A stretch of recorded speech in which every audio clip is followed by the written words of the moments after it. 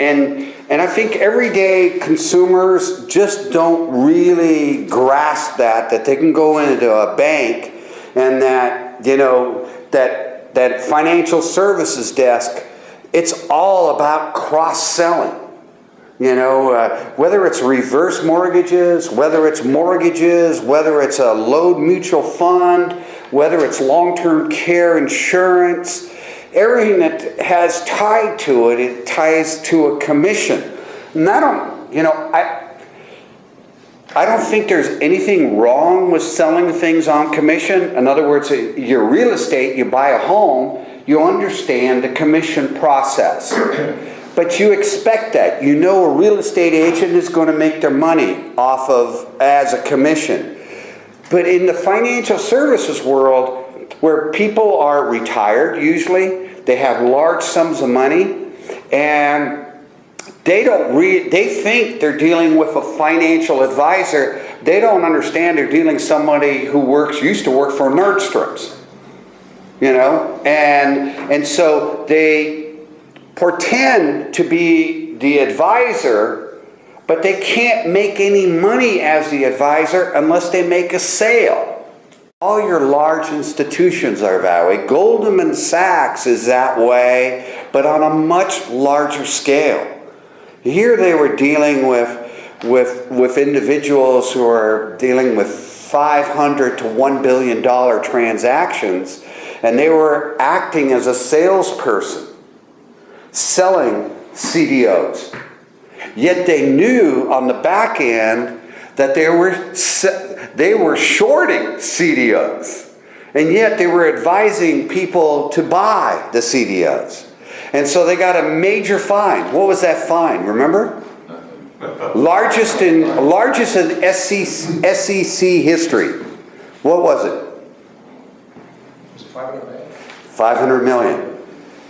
They said they felt bad about it, and they paid off the 500 million, and they didn't even deduct it from their income taxes. Why? You know how much money they make in a quarter?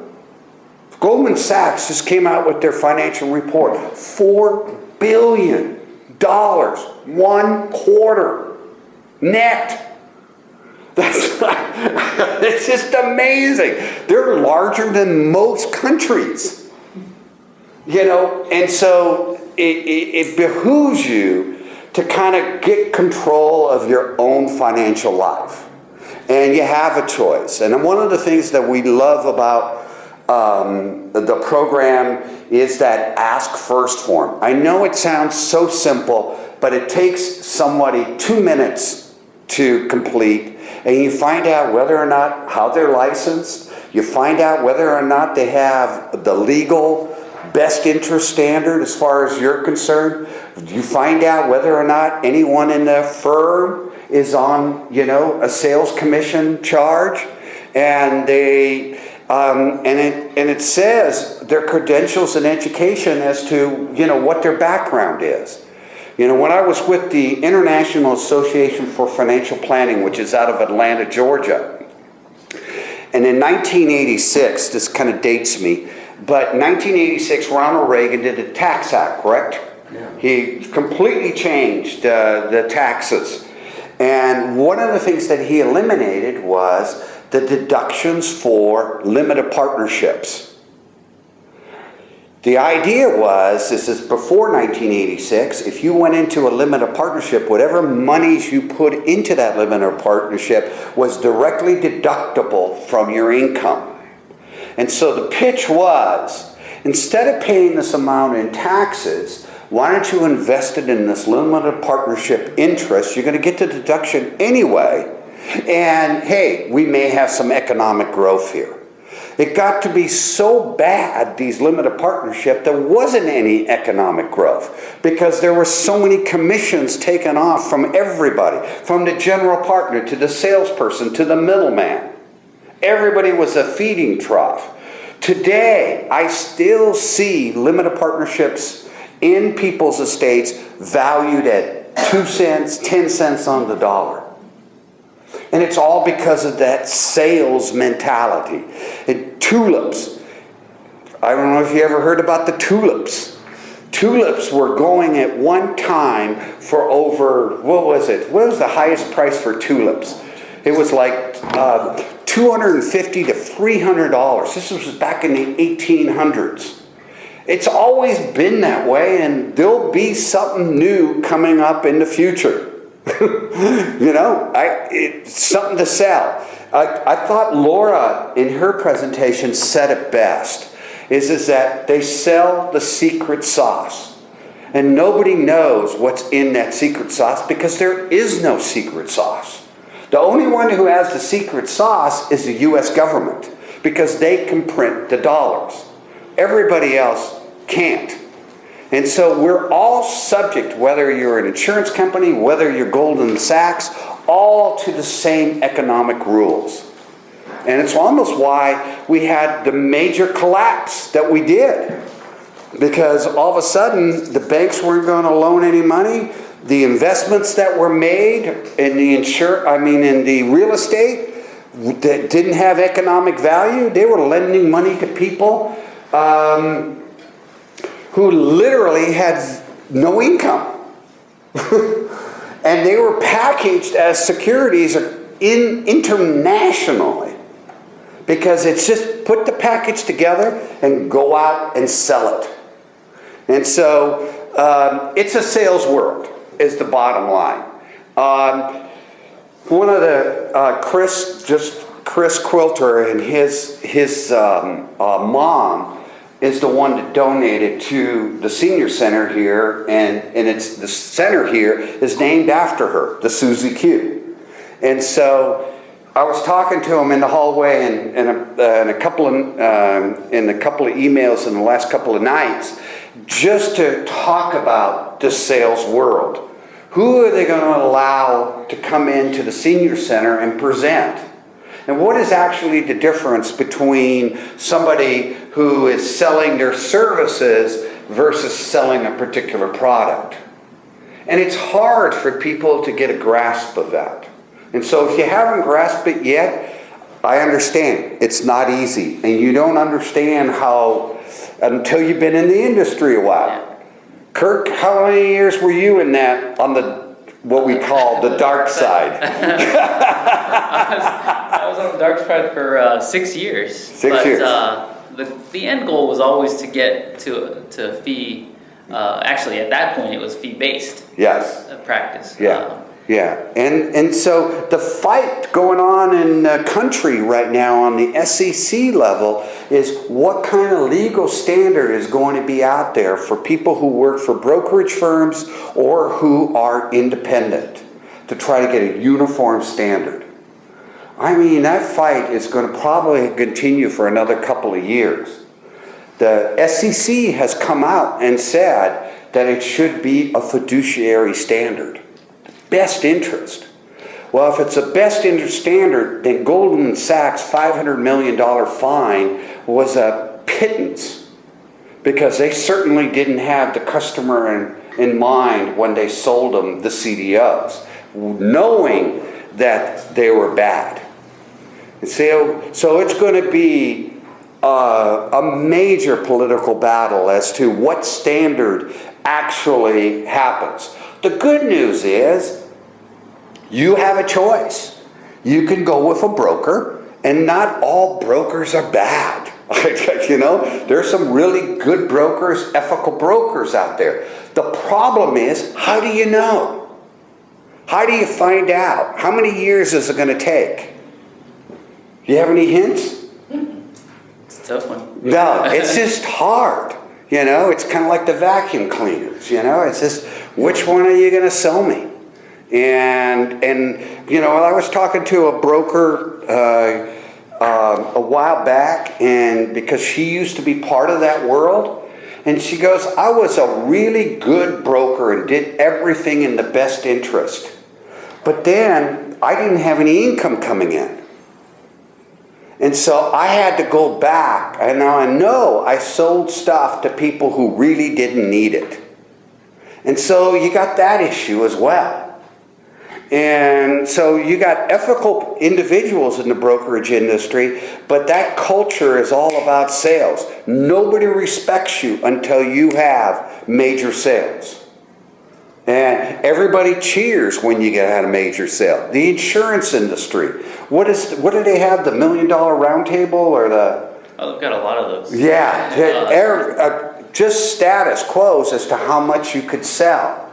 Well, you know, most of our financial issues are not about selling a product. It's trying to figure out, you know, do I take money, how much money do I take out of my IRA if I'm going to sell this, what's the best way to sell? There are tax issues, there are goals, there's cash flow, there's net worth. All those issues have to come into play. And, you know, most individuals, if you're going to talk about selling a product, they're not going to ask you, well, what's your cash flow like, or what's your budget like, or, you know, the forms that you complete when you go to a broker. They ask you to label yourself. Are you a novice investor? Are you an aggressive investor? Or, you know, what they're trying to get at is not information how to invest for you, is to figure out what is suitable for you. And suitability is the key. And they don't want any of their agents, and every person who works for Merrill Lynch, Smith Barney, no matter whom, they work for the company. They're an agent of the company. And so they don't want their agents to sell anything to anybody that's unsuitable, because then they may be liable. And so if they can show, oh, you're a sophisticated investor, it says right here, what do you mean you bought that annuity and you didn't know what you were doing? Did you lie on your application when you made it out? See where that goes? They also want to know net worth, because there's rules. If you have over $1.5 million in investable assets, you're considered by law a sophisticated investor. And as a sophisticated investor, the suitability rules no longer apply. So it's all about the legalese in this area. And they understand the legalese, the companies that do.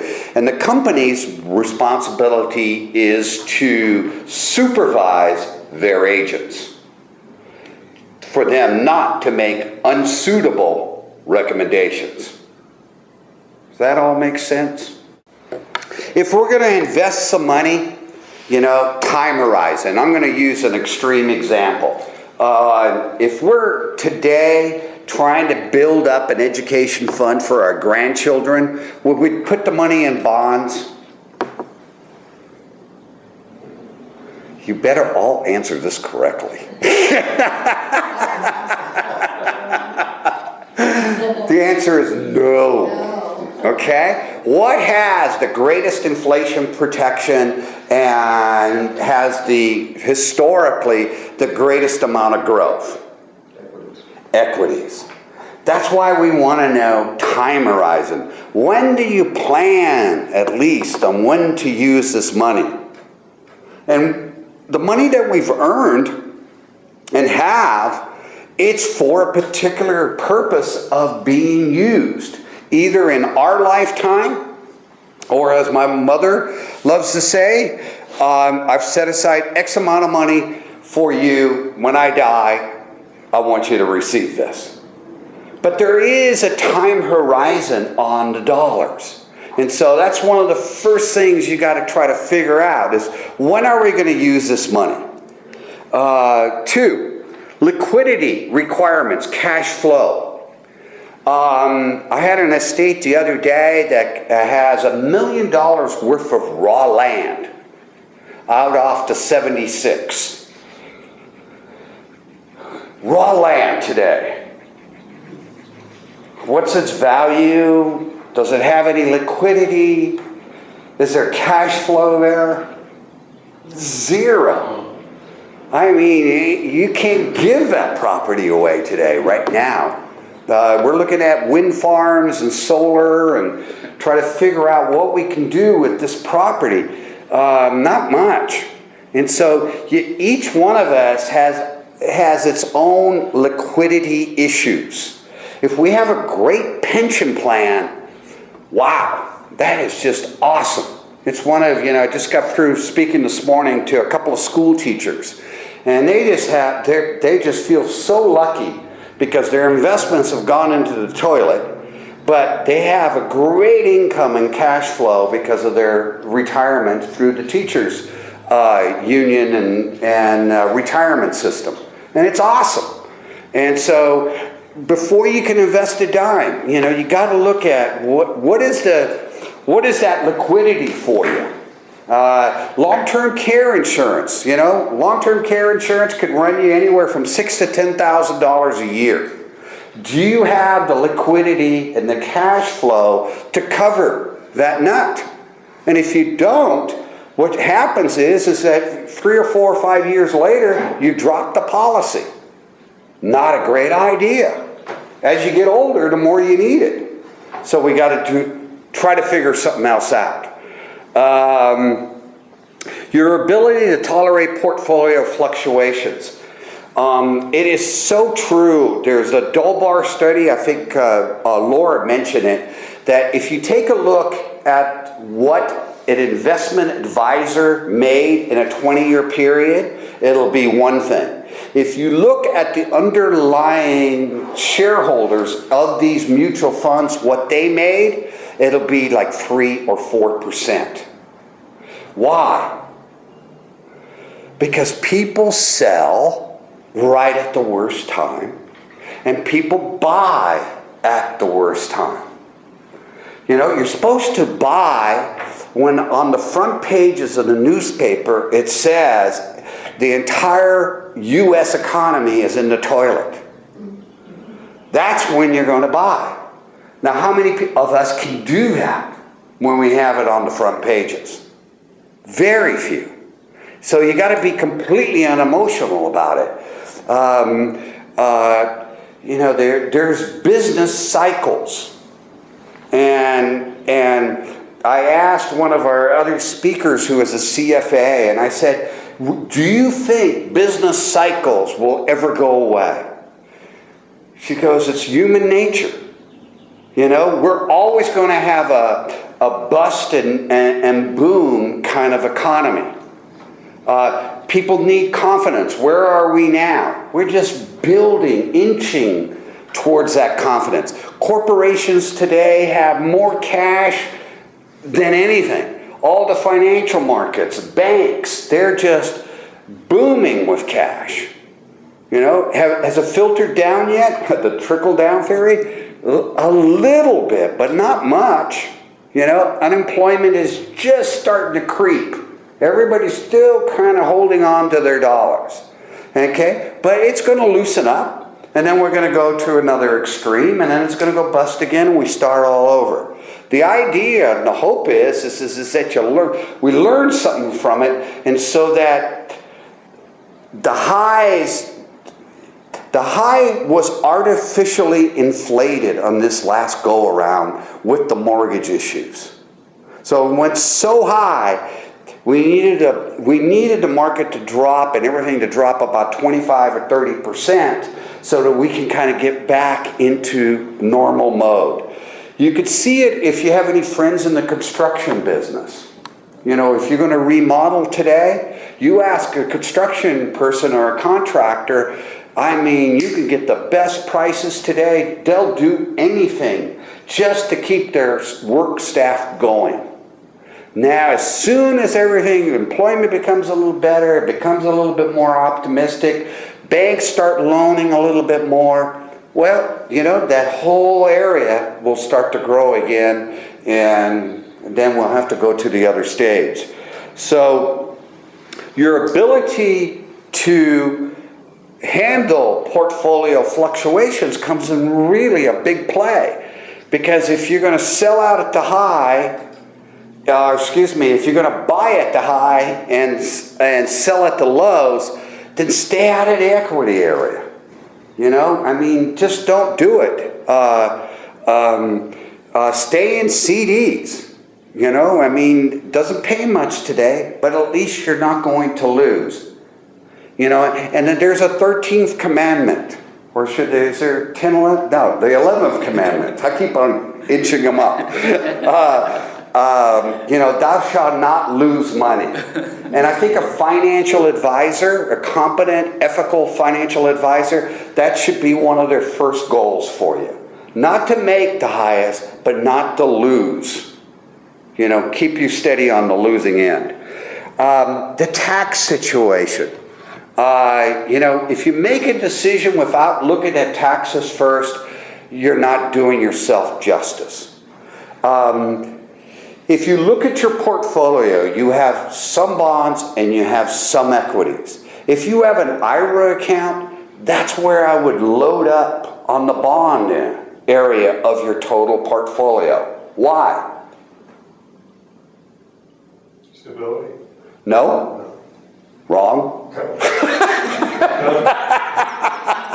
Try again. Why would you want to load up? I mean, let's say you have a 70-30 or a 60-40 split, 60% equity, 40% bond. Why do you want to put the 40% of the bond portfolio in your IRA? Long term? Nope. Bingo. Good answer. You're going to win a star. Everybody else is going to fail. It's why. Because you're going to pay taxes, ordinary income taxes on bond income, correct? You don't have a choice. You're going to, whatever dividend pays out on a bond, you're going to pay ordinary taxes. Are you going to pay any ordinary taxes on a capital gain in an IRA?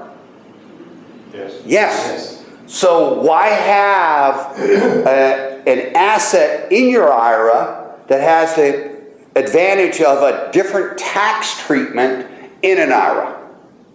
So you ought to have your equity portion of your portfolio outside of your IRA, because you could get capital gains treatment on that. All your dividends is subject to only a high of 15%.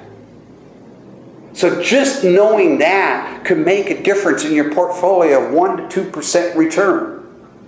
Just understanding that little tax issue. If you're going to sell a house, you want to know before you sell the house what is going to be your tax consequences. Maybe there's some things you can do otherwise. An installment sale, or take a note back. But you want to get together with your tax accountant. And if your tax accountant is not talking to your financial advisor, then you don't have a very good one. Okay? They need to be talking to one another. Kirk, on a regular basis, do you try to talk to the client's tax person? Absolutely, especially around January. January or December? Even in December, if there were some decisions that we could possibly make before the end of the year. Yeah. Simple things like if you're still paying a mortgage, why not pay if every other year you want to itemize?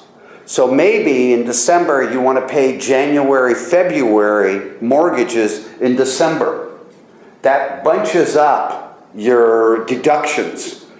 Well, each one of you ought to know your standard deduction.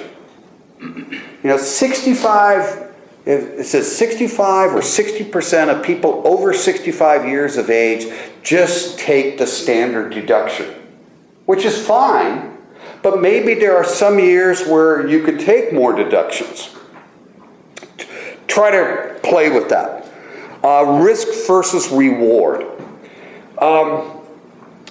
What you want to do is not take any greater risk than what you need.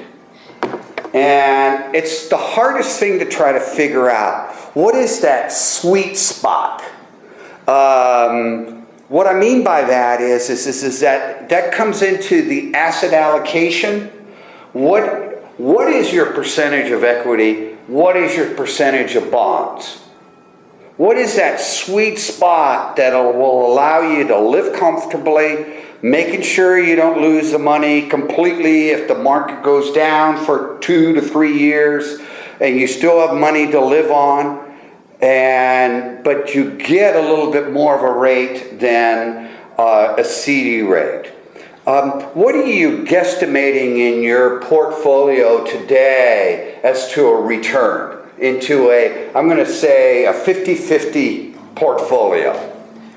In terms of The income that somebody will be able to receive or grow for total return. Oh, okay. Well, in a 50-50 type portfolio, first of all, we're looking out at least 5 years, if Yes. not longer. Historically, that type of portfolio is probably going to return right around an 8%, 7.5% rate of return over that long time span. And what are you looking at it today? Are you still looking at it in that light? Well, we are a little bit more defensive, right, just for the short term. So you're looking at 4 to 6? For rates of return? Yes. Along a 5 year? Yeah. Along a 5 year line, probably still around 7.5, 8. Okay. But our positions are hedged a little bit more defensively. Okay. So there's still, it's so much different to say, okay, the next 5 years to get a 7 or 8% return. What we're all kind of used to doing is that I want to buy a mutual fund or I want to buy something that'll give me a guaranteed 7% return. And there's nothing out there like that I know of. Do you know of anything out there like that? No. So you've got to put together just a balanced portfolio to get that kind of return. And you don't want to take any more risk than you have to get that return. And so you want to really be diversified. I can't tell you personal lessons. I mean, I was invested in stocks of banks. I mean, in 2008, what happened to the banks? That's why I'm teaching. Got to find work somewhere.